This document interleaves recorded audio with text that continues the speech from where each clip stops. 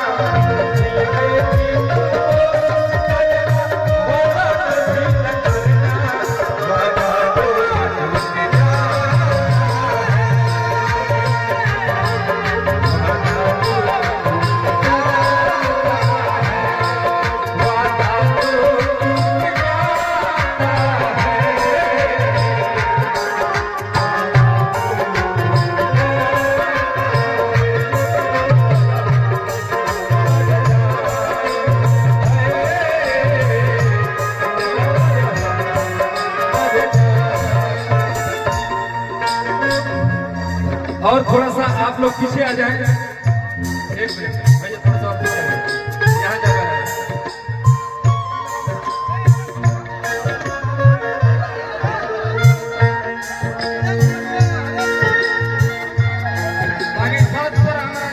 भैया हाँ, कल बात सुबह के बसिया है, शाम के फसिया है, सुबह के बसिया है, अरे जाम के हम फसिया है। मानी चाहे मत मानी, मिस्टर इंडिया बना दे से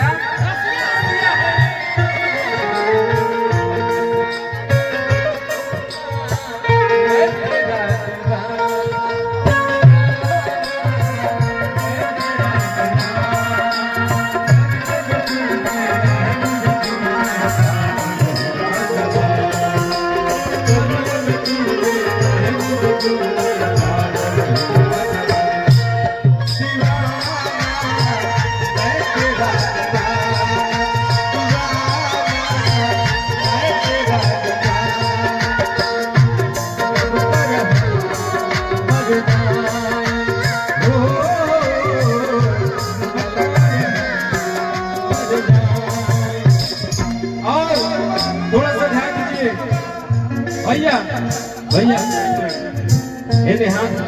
हाथ उठाए। अरे छोटू बाबू की तरफ से 500 रुपए का पुरस्कार और हमारे सम्राट भैया के हाथ मिलाई और संदीप जी कहे के बका छोड़े के ना हो।